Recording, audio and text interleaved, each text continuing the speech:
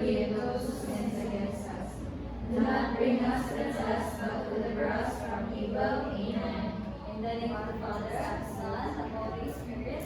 Amen. Thank you, Linda and Ella. So before we're going to take down your seat, let's have first our exercise. Para dili na maguya kasi hindi kayo din giduga.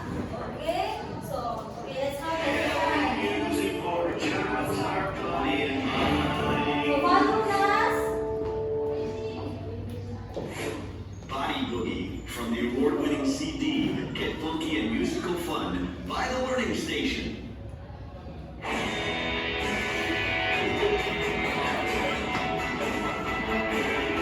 Okay, class, let's follow the video.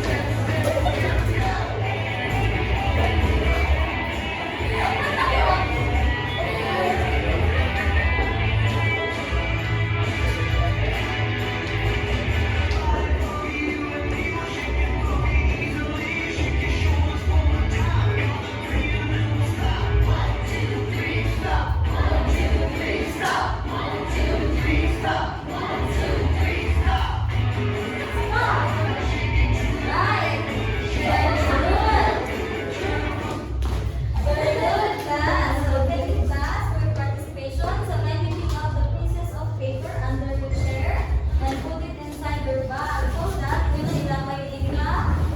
Okay. So idugang ba kayo guys then? Okay. Kindly go back to your proper seat so that mag-check ko sa inyong attendance there sa abang seat plan. Alright. So row 1. Absent si Juliana. Oh, nasa Juliana. Can you go back to your seat in time, Juliana? Alright, thank you. I guess no one is absent today? Yes. Okay, thank you, class. So as you can see here in the table, so what can you observe? Kung saan man ang nakadiri? Yung mga picture. So, remember, kung saan yung picture, every participation kay na ay prizes. Kailan mo prizes? Sige, kayo sila prizes. Ikaw hindi saan magalang ng prizes? Oh, very good. Hala, mga pawag. Okay na rin yung ang candy? Yes, dapat mag-brush para di mo mapangag. Okay. So, ang inyong buhaton ay kung saan man ang nakadiri sa inyong na-observe. So, hindi Kira. I-name one picture na yung nakita there sa box. Yung nailahan na picture, kung saan man ani?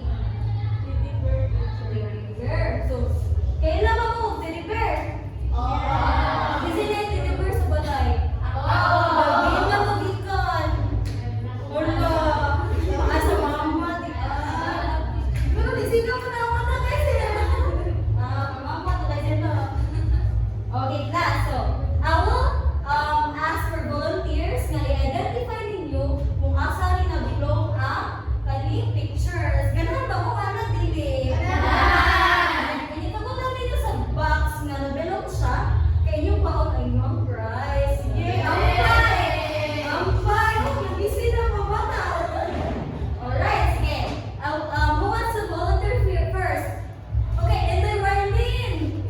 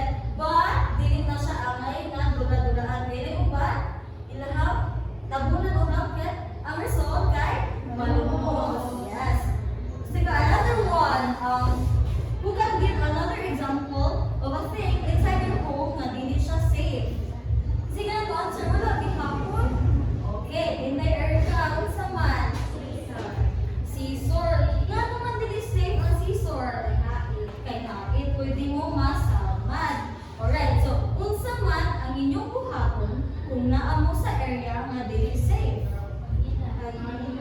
Hinay, unsa man? Maglikay. Yes, maglikay o disgrasya o mag-ambing para dili mayayay ang mga Disney princess. Okay? Yes. So, kung naamoy pag-amping, kung maghinay sa kung sa inyong balay, unsa man ang result anak sa inyong family? Unsa may mahatag anak para ninyo? Safety. Yes. Very good. Ang kana siya kay makahatag nato og safety. So, okay, basaha ang definition. Okay, last, can you read?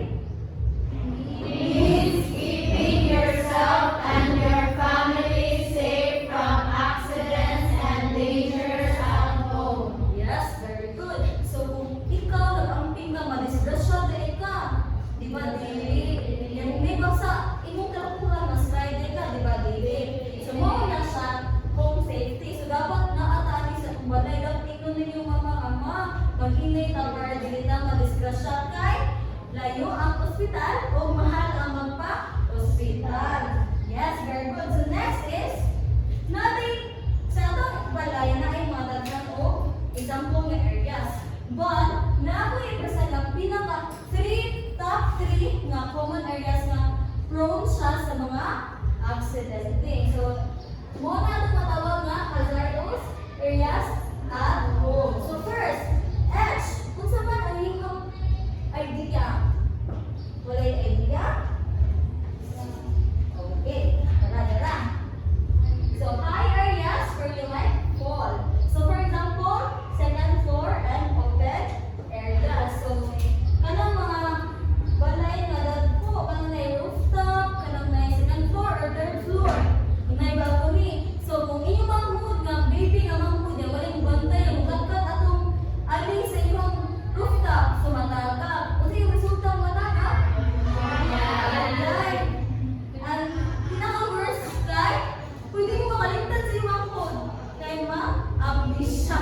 Alright. So, next is letter S. So, natin siya makita sa bathroom na accident. Unsa man na? It's slippery. Very good.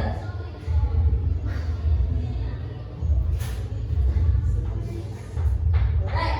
So, the second hazardous areas at home kay na mga slippery or wet areas. So, for example, kay sa kitchen, pwede man na mamugas sa kitchen. So, na siya water. So, pwede siya makaslide, bathroom, and sa labanan.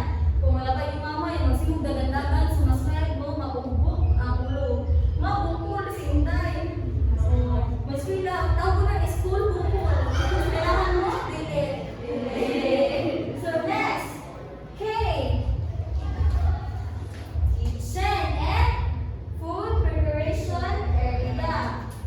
So, dili, kaya daghan mga aksidente nga pwede may tabo. Una, kaya pwede makasunog sa inyong balay. Like, matuto, mabiyaan ninyo, masunog.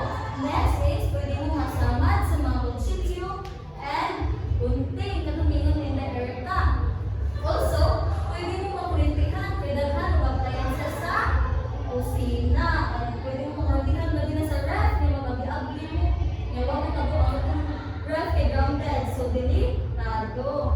Next, kung na ay mga hazardous areas at home, naapoy mga hazardous chemicals at home. So, kami may mga pictures. So, unsa man eh? Tambal. Yes, very good. So, medicines. Nga namang, delikado man ang medicines teacher nga makaayo man na sa ato ang sakit. Sige, ito Alexa. Ma-overdose. Yes, especially kung kunin mo ang tambal nga dili katal sa inyong mama or dili prescribed sa doctor. So kung magtataka mo yan, labad ako, yawa akong mama, may makita mo katong tambal sa inyong mama sa high blood, yan yun nun, dili na sa politika. So dapat, kung inom mo tambal ka ng resita sa doctor or ka nang ipainom sa inyong mama, kay mother knows best. So next is, unsa man eh?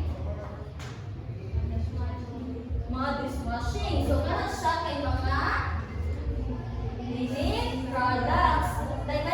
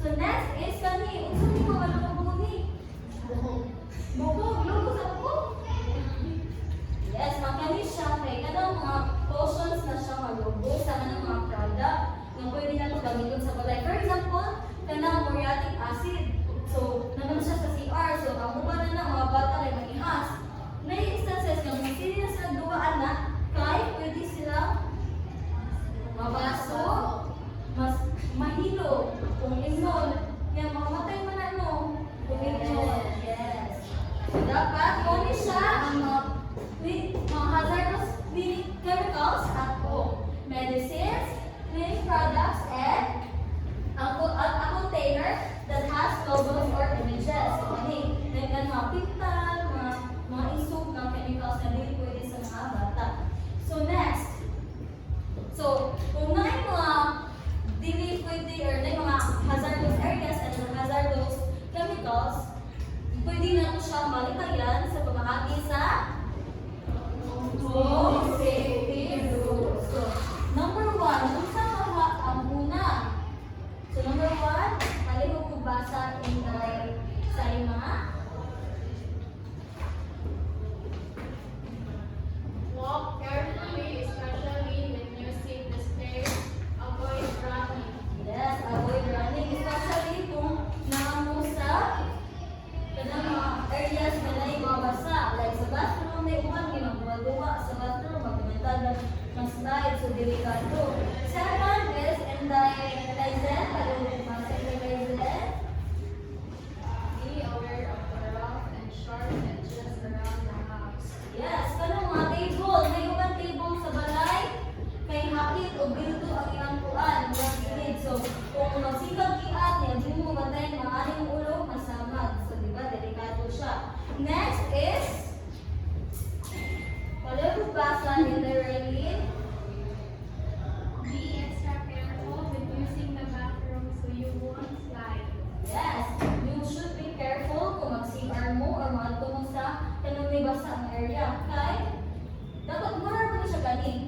Walk careful ni kani, more careful ni siya kay. Especially na mo sa bathroom, pwede mo mag-slide. Sabi na niya sabon, niya wala mo kamantay.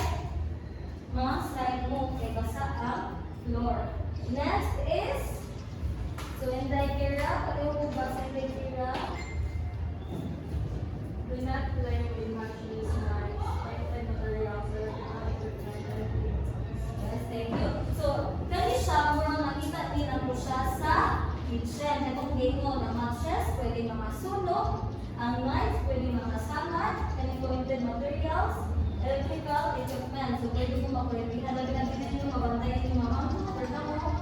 Yung wala mo kita na i-maxit ang cord sa kanang TV na or sa mga yung rice cooker, na mo sa katapat, kay pwede mo makulipihan. Next, lastly is any read and die learning. Do not touch any hot, open, or cooking material. Yes, do not touch any hot oven. So, kung magluto yung mama, yabiyakan nila. Imo na mama yung ikato, yung abihan niya iluto. So, may instances kayo lagpuan mo or mayabong sa ito so, ganahan mo mga kapso mo. Pwede. So, nakasagot na ba ko sa atong discussion class? Kung sa ganito ang 3 hazardous areas at home? High areas, slippery or wet areas, kitchen or food preparation area. Yes. So, what are the 3 hazardous chemicals at home? Medicines, cleaning products, And what are the things that we need to consider so that we don't accident? So first is walk carefully, especially when using the stairs. Avoid running. Be aware of the rough and sharp edges around the house.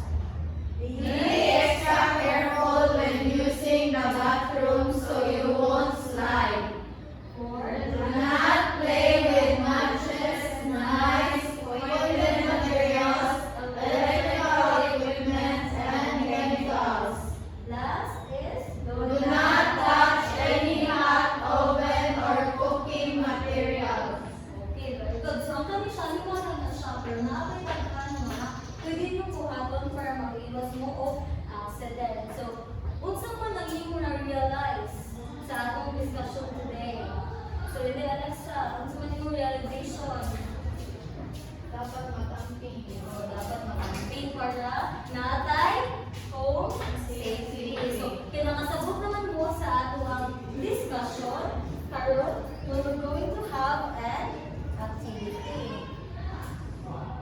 Okay, so as you can see here,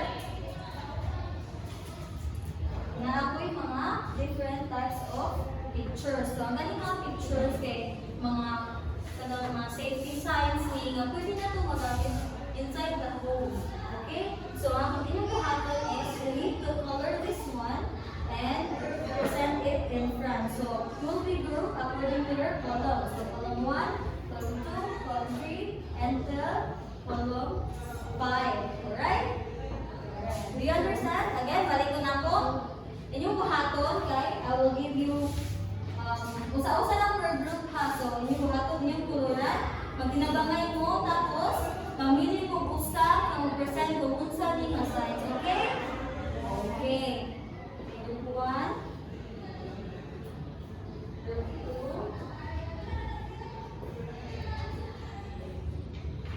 2. Group 3.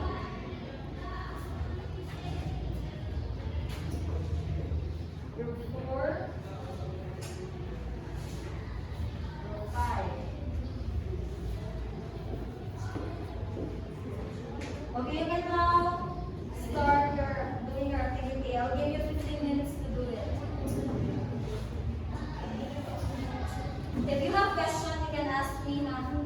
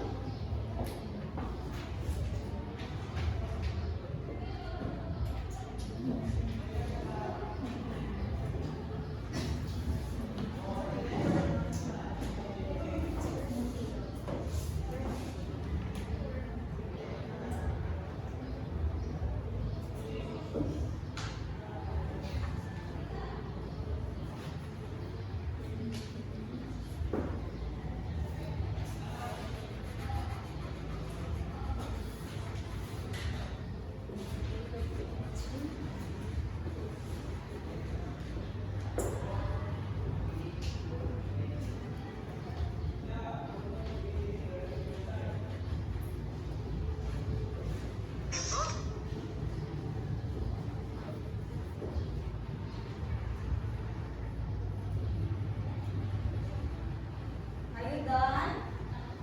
Okay. Continue doing your activity.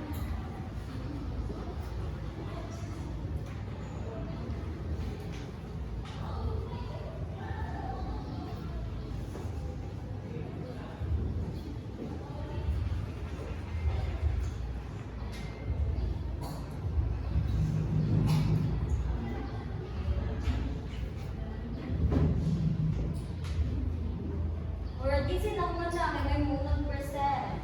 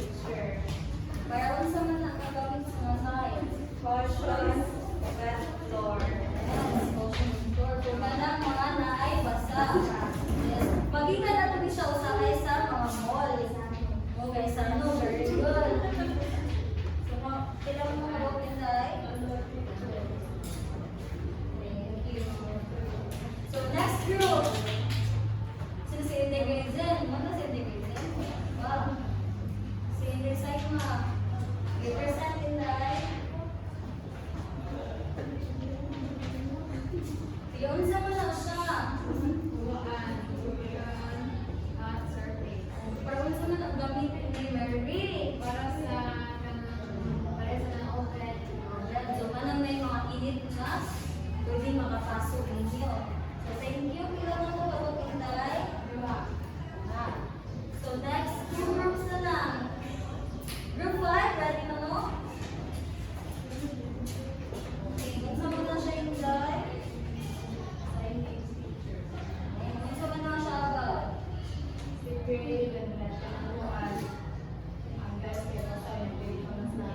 Pwede ka mas-slide. Lagi na akong basa ang tanang na area. Very good. So, tingnan mo na po.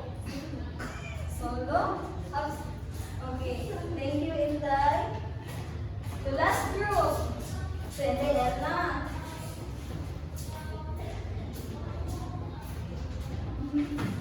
No entry. So, unsa mo na siya magamit? Oh, very good. Labi na din ang trabaho. Niya matagakan ka, delikado, di ba? So, very good. No entry. Ilan sa kapatinan? Thank you. Okay, I guess na nakasabot na mo sa atong discussion today. Kung nakasabot na mo, give me one examples of hazardous areas at home na akong i-discuss. Bathroom. Okay, so nakasagot naman mo, I will give you an individual activity. So, kani siya kay mag-quiz ka until ito siya sa number 10. Can we get your note 10? And nagalang lang mo, answer sheet, gawin na lang mo answer directly. Okay? All you need to do is read each questions carefully and choose the correct answer by encircling the letters.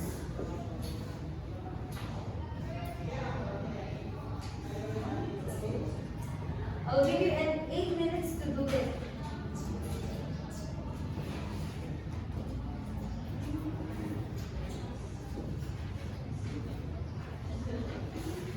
You can start now. Sabi na niyo yung answer sheet.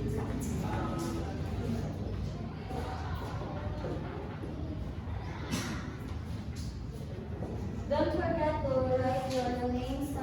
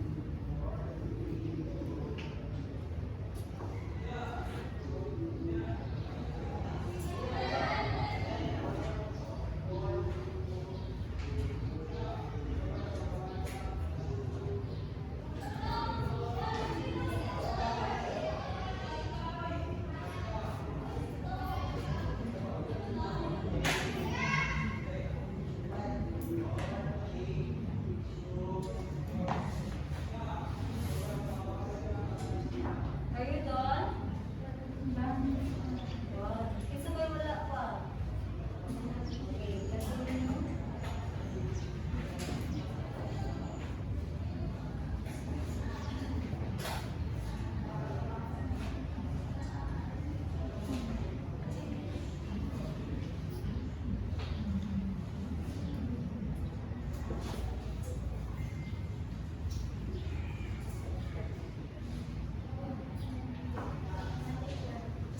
Okay, so wala pa rin naman si Teresa. Okay. Are you done in the internet? Yes, teacher. Are you done? Yes, yes. Hindi, Alexa na lang. Wala pa. Cover your answer, ha? Hindi, mag-copy sa Sydney. Okay, I guess after mana o answer tanan? Alright, so you can exchange your papers sa inyong seatmate.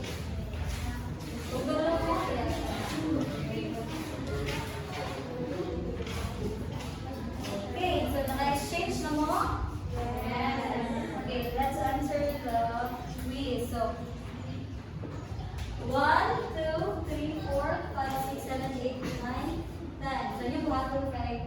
Mabasa mo sa questions sa yung number nga na-assign and then inyong i-give ang answer. Then check it ang answers, okay? Okay, number 1. Which of these is the safest place to play at home? Living room. Living room, check. Number 2. What should you do if you see water on the floor? B. Clean your toilet out and clean it out. Correct. Next. Which of these items is legally stocked without permission? B. Sharp knife. Yes, B. Correct. Next.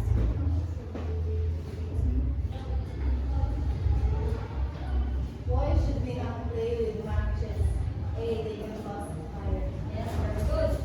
Correct. A. Number 5. Why is it unsafe to run inside the house? You might want to do something extra. A. Very good. So number 5 is letter A. Number 6. Teacher has had stones and sharp tools, so be careful. Yes, very good. So number 6 is letter J.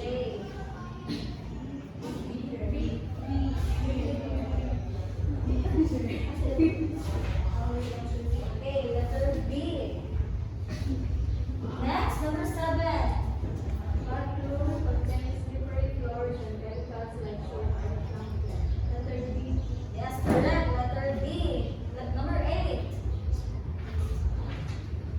Cleaning products. Letter A, teacher, includes bleach and detergents which should not be swallowed. Yes, correct. Letter E.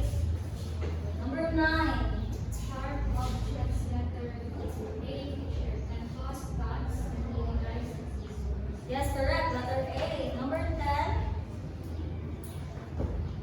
Number 10. Electrical outlets. Letter H. Teacher can cause electric shock. Never touch with wet hands. Yes, letter H or letter C. Kinay mga test papers nga na ay F, G, H, I, G. So, manang H kay letter C. Number 10 is, the correct answer is letter C. So, can we return to the owner and who got the perfect score?